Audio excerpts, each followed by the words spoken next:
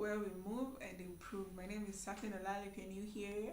Thank you very much for clicking into this video. Thank you if you're a returning subscriber. Asante sana. And today is siku ya story time. In the spirit of not being like our politicians, I'm trying to keep my words, kusema na kutenda, unlike some people. So basically, I'll be giving you a story. It's a bit tragic, but maybe we can learn from it. We are here. People tell their stories so that we are able to learn from them, and we don't repeat the same mistakes. So I'll get started, and please make sure you've subscribed. We want to grow. This is our second month. I was hoping we'd get to at least 200 before we finish the second month of being in YouTube. So please support by subscribing. Thank you. So today's story was sourced from the International Parents Academy, and the title of the story is "I Regret Sacrificing My Children for My Career." So the lady begins by saying, "I got married at the age of 24 to my husband, who was a medical practitioner, just like I was. We both focused on our career, and of course, we were both successful in all we did, but not in parenting our children, our own flesh and blood.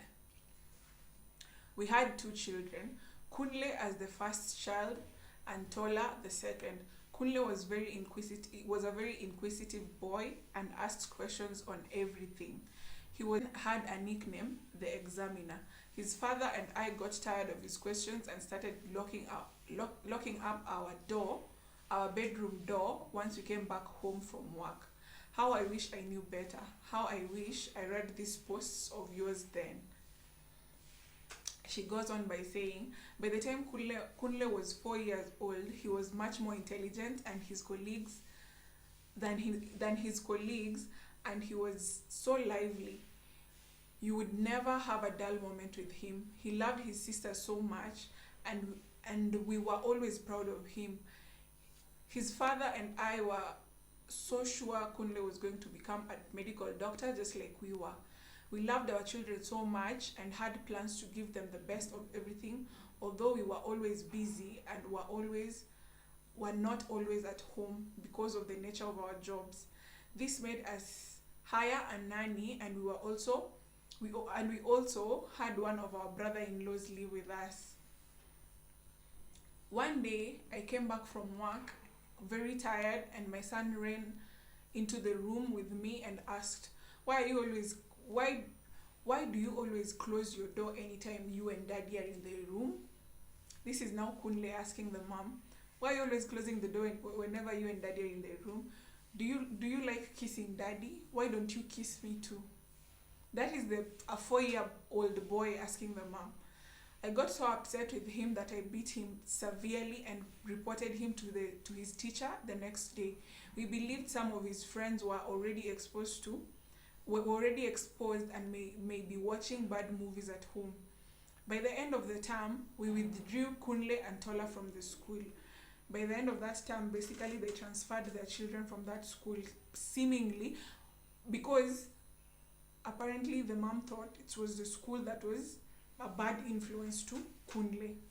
She goes on by saying, "We did not allow him and his sister to watch the television at home, and also stopped them from visiting their friends and neighbors. We did all this to preserve our children's sanity, but hardly did we know what was happening right under our roof."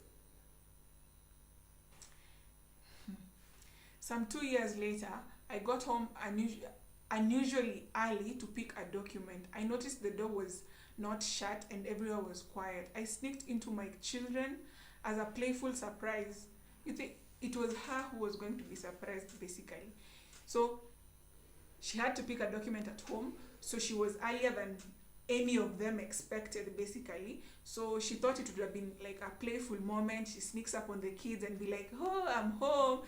But she goes on and says, I realized, okay, I sneaked in there. Where do I start? I sneaked in to give my children a playful surprise when I realized that their uncle and nanny were in the sitting room alongside my children watching adult movies. I don't know if I'm supposed to say this word on YouTube or not. I'm not sure. But you get what I'm saying. That is what they were watching. I hate remembering that day. Not only were they watching adult movies, but they were naked, practicing what they were watching. So she walks in. The room is quiet. The TV is on. This is a 4-year-old, and I think the sister was obviously younger since Kunle was the firstborn. Kunle was the boy. So she walks in the room. There's the nanny and the brother-in-law who was living with them. The brother-in-law and the nanny, as the way they were born, naked, practicing whatever they're watching on TV. And these two children, let me continue. I drove out the nanny and my brother-in-law, but the seed had already been planted. So she said they were practicing whatever they were seeing. So whatever the nanny and the brother-in-law are doing, these two children, brother and sister, are also doing to each other. When I was okay, let me start from the top. I drove out the nanny and the brother-in-law, but the seed was already planted. When I was crying, my 6-year-old son came to me and said, "Mommy, why are you crying? Uncle and auntie are only teaching us how to be good mommy and daddy." Bruh. Okay. I was shocked, as I never ever knew that this had been going on for over 2 years, and my children had been doing this messy lifestyle at this tender age. We never realized the impact this had on their lives until we caught both of them having sexual intercourse or on uncountable occasions. So basically, they never knew the impact this thing had on the children up until when they got a bit older. They kept the two parents, now the doctors, kept on catching these siblings doing these things over and over again. Okay. Tola and Kunle did not only continue with this, but had become obsessed with each other. Their father and I kept this as our little secret. As we were well known in our career, we tried correcting them in love, and tears streaming down our faces whenever we caught them in the act. They promised us they were going to change. They had done we had done 2 abortions on our daughter since we could not face the stigma of incest.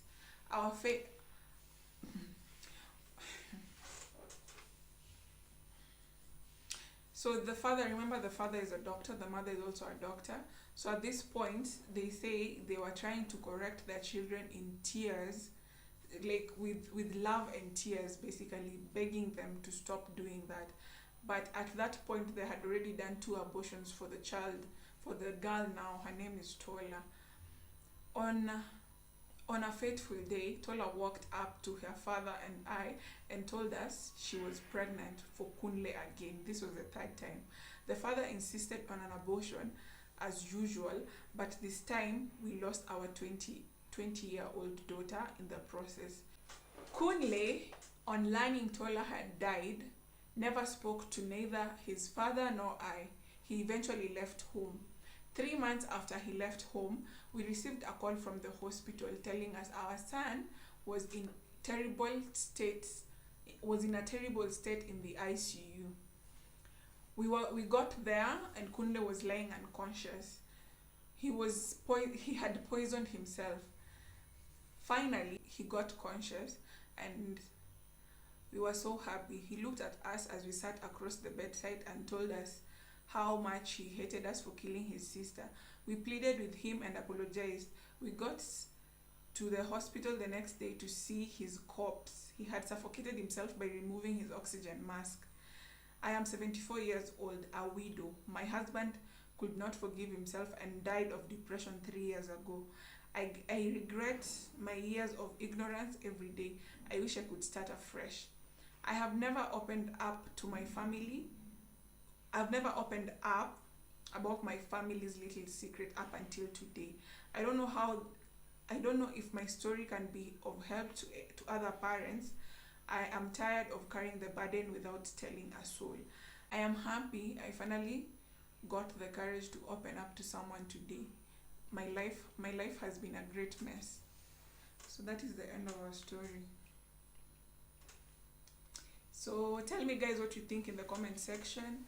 Tell me how, I know of stories where house helps have done like some crazy things to like babies and just traumatizing things. In case this is not new to you, tell me what you think about the story. Tell me of your experiences, if you've heard of such things happening. By sharing, like sharing is caring.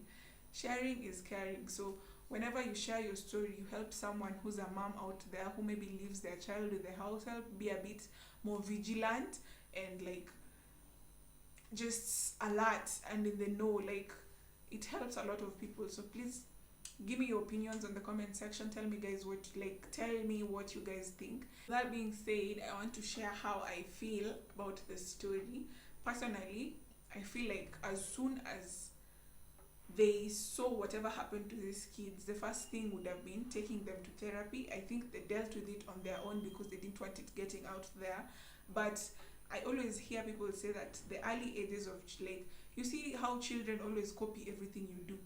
Like, if they see you doing something, they copy. And so if this had been instilled in them, they had been doing it for 2 years, probably they feel like they like, I don't know, because the mom says later on they were obsessed with each other.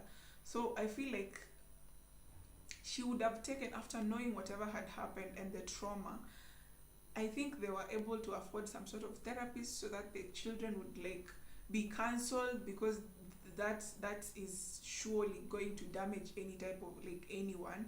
It would damage anyone. And then the other thing would be to at least separate them for some time. I feel like personally, I might be wrong, but if they were my kids and something happened, like something like that had happened, I would have maybe considered separating them for some time. Maybe, like, they seem like people who had money.